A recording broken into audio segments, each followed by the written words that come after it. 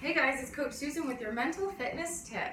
I'm bringing you the latest and greatest tips, tricks, tools, and strategies, especially designed for keeping that motivation nice and high where it needs to be to achieve all those really important performance outcomes. I'm so excited that you're back in here today in the mental gym to get some top-notch training using one of my all-time favorite tools. It's actually one of the tools that I use with every single one of my athletes because it's just that good.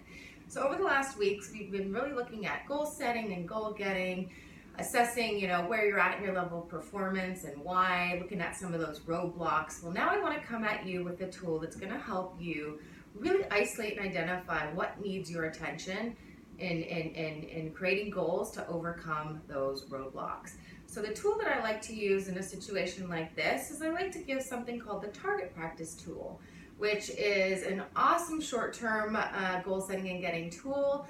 The way that it works, basically this: before you go into any training situation, again, where you're working on overcoming those performance roadblocks, I want you to get into the habit of creating what I call a positive intention statement. I actually want you to get into the habit of creating 3 positive intention statements every single time you go into a performance.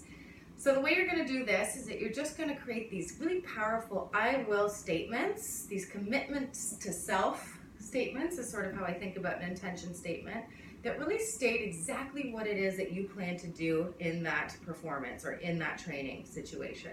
And again, let's bridge from last week in terms of what we were identifying in terms of our roadblocks. Let's make sure that our intention statements, our I will statements, are really focused on what we plan to do to overcome those roadblocks.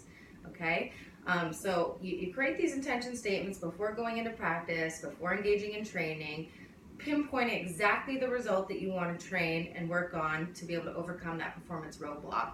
And then on the back side of your performance, I just want you to scorecard yourself in terms of how well you did meeting that intention. So on a scale of 1 to 10, how well did I meet that intention?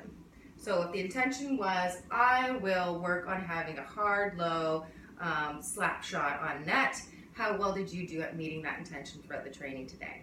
Okay, so really checking in with that accountability afterwards is a little neuroscientific trick that I'm going to give you, a little brain training trick that I'm going to give you. It's really going to up the ante in terms of these results. It's really going to drive these results even further. That's your tip for this week. Stay tuned for next time.